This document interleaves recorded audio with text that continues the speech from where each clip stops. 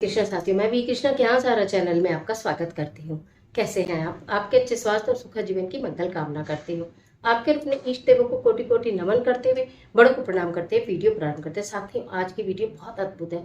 पूरे नवरात्रे समापन की ओर है। दुर्गा अष्टमी और नवमी की तिथि हमारे बीच में वापस है, यानी कि 30 सितंबर और 1 अक्टूबर का दिन हमें क्या करना चाहिए। हमने अगर पूरे नवरात्रों पर हमने ज्वारे बीजे हैं तो, कलश लगाया है तो, अखंड ज्योति लगाई है तो, व्रत रखे हैं तो, और नहीं रखे हैं तो पूरे नवरात्रों की पूजा का फल मिलेगा। आधी अधूरी कामनाएं पूरी होंगी मात्र 9 चावल के दाने से। कैसे, यही जानकारी लेकर आपके बीच में मैं बात कर रही हूँ महामाई के पावन नवरात्रों की। कहा जाता है कि जो महामाई के पावन नवरात्रों में इन दिनों में महामाई की मन से पूजा कर लेते हैं, श्रद्धा से पूजा कर लेते हैं, उनकी कोई कामना अधूरी नहीं रहती है।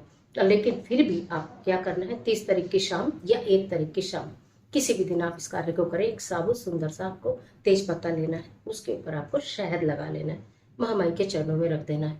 30 तारीख की शाम को, बता रही हूँ, 30 तारीख की शाम को 6 बजे से लेकर रात्रि कभी तक, या फिर 1 तारीख की शाम को 6 बजे से लेकर रात्रि कभी तक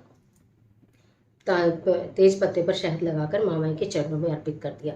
9 आपको साबुत चावल के दाने लेने हैं, उनमें रोली और हल्दी दोनों मिला लेनी है, थोड़ा सा इत्र डालकर। ठीक है, आपने अपने सीधे हाथ में ये वो चावल के दाने रखने हैं, सीधे हाथ में रखने हैं। और उसके बाद आपने एक दाना उठाना है, महामाई के पहले स्वरूप का मंत्र करना है।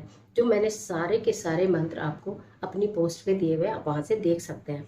ठीक है, जैसे सबसे पहला जो नवरात्रा था, उस माता का नाम लेके उनका मंत्र बोलकर आपको वो चावल का दाना अर्पित करना है। ऐसे दूसरे नवरात्रि का मंत्र बोलकर चावल का दाना अर्पित करना है। तीसरे नवरात्रि का मंत्र बोलकर चावल का दाना अर्पित करना है। 9 के 9 दाने अर्पित करने हैं। दीपक आपका जल ही रहा है। मंदिर में आप अपने घर के बैठेंगे, हाथ जोड़कर मनी मन प्रार्थना करें। जो भी आपकी आधी अधूरी तमन्नाएं हैं, कामनाएं हैं, इच्छाएं हैं, वो मनोकामना जो भी है, महामाई आपके दिल से आप बोलेंगे तो महामाई उनको जरूर पूरा करेगी। कहते हैं माता अपने बच्चों की बात बहुत ध्यान से सुनती हैं।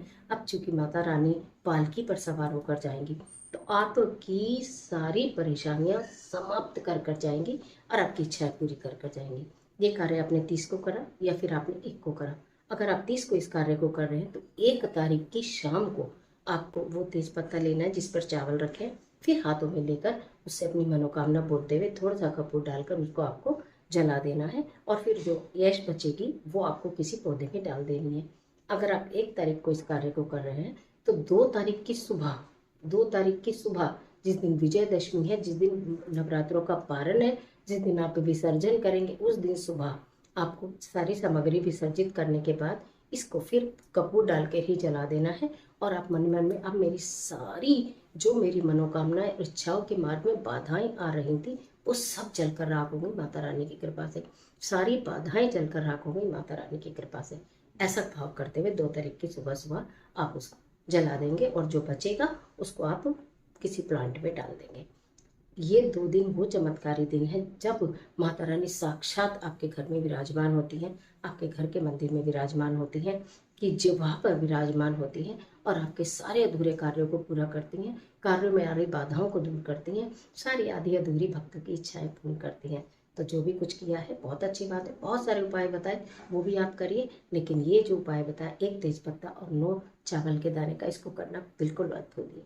और कमेंट बॉक्स में महामाई के नाम का जयकारा जरूर लगाइए। इस तरह के तमाम वीडियोस को देखने के लिए चैनल को सब्सक्राइब करिए। वीडियो उपयोगी लगती है, अच्छी लगती है तो वीडियो को लाइक करिए, फ्रेंड के साथ शेयर करिए।